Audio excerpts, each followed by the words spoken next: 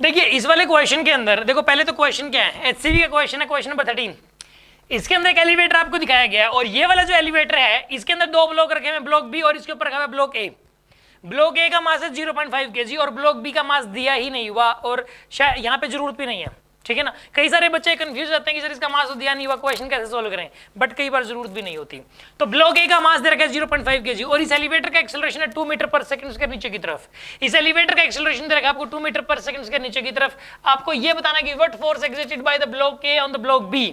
यहाँ पे ब्लॉक ए block B पे कितना फोर्स लगाएगा या फिर ब्लॉक बी ब्लॉक ए पे कितना फोर्स लगाएगा, ये बताना आपको। ए की बराबर ही लगाएंगे। नॉर्मल रिएक्शन पूछा है, सीधी सी बात ये है कि ए और बी के बीच में नॉर्मल रिएक्शन कितना लगेगा, ये आपसे पूछा गया है, ठीक है ना। What is the normal reaction exerted by the B on the A और by the A on the B, कितना नॉर्मल रिएक्शन लगेगा, ये आपको बताना है। कैसे सोल्व करें इस वाले क्वेश्चन को, सुनो आप, सिंपल है यार, एफबीडी से हो जाएगा। यहाँ पे नॉर्मल रिएक्शन एन मान लो आप एक बार कि ये दोनों एक दूसरे पर नॉर्मल रिएक्शन एन लगा रहे हैं। अब यहाँ पे इस वाले ब्लॉक की एफबीडी बना लो आप 0.5 kg वाले की, मैं 0.5 kg वाले की एफबीडी बना रहा हूँ, ठीक है, और इफेक्ट बना रहा हूँ।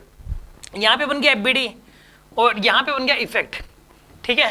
एफबीडी अगर हम बनाएं तो इसके ऊपर एक तो नॉर्मल रिएक्शन लग रहा है ऊपर की तरफ, ठीक है, और एक mg लगेगा, mg हो जाएगा इसके ऊपर इंटू 10 कर दो यानी 5 न्यूटन, ठीक है ना। एक तो नॉर्मल रिएक्शन लग गया और एक mg लग गया यहाँ पे 5 का, और एक्सेलरेशन हो जाएगा 2, ठीक है ना, एक्सेलरेशन 2 हो जाएगा। यहाँ पे नॉर्मल रिएक्शन n लग गया और यहाँ पे mg की वैल्यू हो जाएगी 5 न्यूटन और एक्सेलरेशन होगा 2। अब यहाँ पे जो इक्वेशन बनेगी वो इक्वेशन बनेगी, देखो यहाँ पे एक्सेलरेशन अगर नीचे है तो 5 बड़ा होगा n छोटा होगा, तो 5 minus n is equals to 0.5 into 2, 0.5 multiply by 2, यानी कि ये आ जाएगा 5 माइनस n की वैल्यू आ जाएगी 1 के बराबर and n will be equal to 4। Normal reaction की वैल्यू 4 न्यूटन आएगी इसके अंदर, यही आंसर है इसका, ठीक है ना। इसका आंसर यही गिवन होना चाहिए पीछे भी, ठीक है। 13th क्वेश्चन है ये वाला, क्वेश्चन नंबर 13 है, 4 न्यूटन आंसर है इसका, ठीक है। हाँ जी, समझ आ गया आपको।